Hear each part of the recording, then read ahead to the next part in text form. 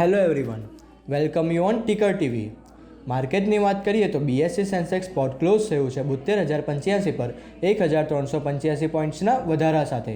Nifty 50 spot close થયું છે 21,571 પર 501 પોઈન્ટ્સના વધારા સાથે.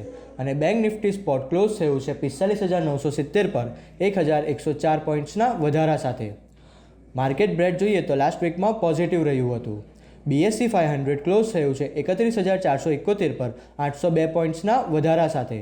નિફ્ટી 500 ક્લોઝ થયું છે 19,910 પર 517 પોઈન્ટ્સના વધારા સાથે. નેક્સ્ટ આપણે જઈએ ટોપ લૂઝર અને ટોપ ગેઇનરની ઇન્ડેક્સ પર. ટોપ ગેઇનરમાં નિફ્ટી પીએસસી ઇન્ડેક્સ ક્લોઝ થયું છે 6,609 પર 11.5% વધારા સાથે. ટોપ લૂઝરમાં મીડિયા ઇન્ડેક્સ ક્લોઝ થયું છે 2,129 પર 0.3% ઘટાડા સાથે. નિફ્ટીના ડેઇલી ચાર્ટની વાત કરીએ તો અત્યારે લોંગ અપર શેડો સાથે કેન્ડલસ્ટિકનું ફોર્મેશન થયું છે, જ્યારે વીકલી ચાર્ટ પર અપર શેડો સાથે બુલિશ કેન્ડલસ્ટિકનું ફોર્મેશન થયું છે, જે માર્કેટને લઈને બેરિશ બાયસ ઇન્ડિકેટ કરે છે. મોમેન્ટમ ઇન્ડિકેટર પર્ટિક્યુલર આરએસઆઈની વાત કરીએ તો આરએસઆઈ પણ ડેઇલી ચાર્ટ પર 58ના લેવલ પર ટ્રેડ કરી રહી છે, જે માર્કેટના ટ્રેન્ડને લઈને સાઇડવેઝ ઇન્ડિકેટ કરે છે. નિફ્ટી અત્યારે 21,853 પર ટ્રેડ કરી રહી છે. જો નિફ્ટી 22,100ના લેવલ બ્રેક કરે છે તો નિફ્ટીમાં આવનારા દિવસોમાં 22,400 સુધીના લેવલ પણ જોવા મળી શકે છે. પણ જો નિફ્ટી 21,800ના નીચે ક્લોઝ આપે છે તો નિફ્ટીમાં 21,400 સુધીના લેવલ પણ જોવા મળી શકે છે. હવે આપણે નિફ્ટીના ડેરિવેટિવના ડેટા એનાલાઇઝ કરીશું. નિફ્ટીમાં ક્યુમ્યુલેટિવ ઓપન ઇન્ટરેસ્ટ 18% ઘટ્યું છે અને પ્રાઇસમાં પણ 2.35%નો વધારો આવ્યો છે, જે શોર્ટ કવરિંગનું નિર્દેશ કરે છે. હવે આપણે જોઈએ કે નિફ્ટીના વીકલી ઓપ્શન શું સજેસ્ટ કરે છે. નિફ્ટીની નેક્સ્ટ વીકલી એક્સપાયરી છે 8 ફેબ્રુઆરી 2024ની છે. એમાં હાઈએસ્ટ ઓપન ઇન્ટરેસ્ટ કોલ સાઇડમાં 22,000ની સ્ટ્રાઇક પર 89,682 લોટની સાથે થયું છે અને હાઈએસ્ટ ઓપન ઇન્ટરેસ્ટ પુટ સાઇડમાં 21,600ની સ્ટ્રાઇક પર 93,528 લોટની સાથે થયું છે. હવે આપણે જોઈએ કે મેક્સિમમ મૂવાઈ ચેન્જ ક્યાં થયું છે. તો મેક્સિમમ મૂવાઈ ચેન્જ કોલ સાઇડમાં 22,100ની સ્ટ્રાઇક પર 49,728 લોટનું એડિશન થયું છે અને મેક્સિમમ મૂવાઈ ચેન્જ પુટ સાઇડમાં 21,600ની સ્ટ્રાઇક પર 51,419 લોટનું એડિશન થયું છે.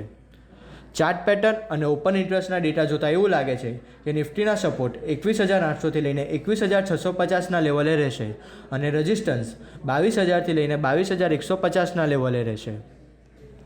બેંક નિફ્ટીના ડેઇલી ચાર્ટની વાત કરીએ તો અપર શેડો સાથે બેરિશ કેન્ડલસ્ટિકનું ફોર્મેશન થયું છે, જે માર્કેટના ટ્રેન્ડને લઈને નેગેટિવ બાયસ ઇન્ડિકેટ કરે છે, જ્યારે વીકલી ચાર્ટ પર અપર શેડો અને હાઈ વોલ્યુમ સાથે બુલિશ કેન્ડલસ્ટિકનું ફોર્મેશન થયું છે. મોમેન્ટમ ઇન્ડિકેટર પર્ટિક્યુલર આરએસઆઈની વાત કરીએ તો આરએસઆઈ પણ ડેઇલી ચાર્ટ પર 40ના લેવલ પર ટ્રેડ કરી રહી છે, જે માર્કેટના ટ્રેન્ડને લઈને એક સાઇડવેઝ અને વીક મોમેન્ટમનું ઇન્ડિકેટ કરે છે. બેંક નિફ્ટી માટે 46,900થી લઈને 47,200ના લેવલ સ્ટ્રોંગ રેઝિસ્ટન્સ તરીકે કામ કરી શકે છે, જ્યારે નીચેમાં 45,200નો ઇમ્પોર્ટન્ટ સપોર્ટ ઝોન છે. અત્યારે બેંક નિફ્ટીમાં બાય ઓન ડિપની સ્ટ્રેટેજી અપનાવવી જોઈએ. હવે આપણે બેંક નિફ્ટીના ઓપન ઇન્ટરેસ્ટના ડેટા એનાલાઇઝ કરીશું. બેંક નિફ્ટીમાં ક્યુમ્યુલેટિવ ઓપન ઇન્ટરેસ્ટ 36% ઘટ્યું છે અને પ્રાઇસમાં પણ 2.50%નો ઘટાડો આવ્યો છે, જે શોર્ટ કવરિંગનું નિર્દેશ કરે છે. હવે આપણે જોઈએ કે બેંક નિફ્ટીના વીકલી ઓપ્શન શું સજેસ્ટ કરે છે. બેંક નિફ્ટીની નેક્સ્ટ વીકલી એક્સપાયરી છે 7 ફેબ્રુઆરી 2024ની છે. એમાં હાઈએસ્ટ ઓપન ઇન્ટરેસ્ટ કોલ સાઇડમાં 47,000ની સ્ટ્રાઇક પર 1,82,828 લોટની સાથે થયું છે અને હાઈએસ્ટ ઓપન ઇન્ટરેસ્ટ પુટ સાઇડમાં 45,000ની સ્ટ્રાઇક પર 1,16,650 લોટની સાથે થયું છે. હવે આપણે જોઈએ કે મેક્સિમમ ઓપન ઇન્ટરેસ્ટ ચેન્જ ક્યાં થયું છે. તો maximum open interest change call સાઇડમાં 47,000ની સ્ટ્રાઇક પર 67,070 લોટનું એડિશન થયું છે અને maximum open interest change put સાઇડમાં 46,000ની સ્ટ્રાઇક પર 42,142 લોટનું એડિશન થયું છે. ચાર્ટ પેટર્ન અને ઓપન ઇન્ટરેસ્ટના ડેટા જોતાં એવું લાગે છે કે બેંક નિફ્ટીના સપોર્ટ 45,900થી લઈને 45,500ના લેવલે રહેશે અને રેઝિસ્ટન્સ 46,250થી લઈને 46,650ના લેવલે રહેશે.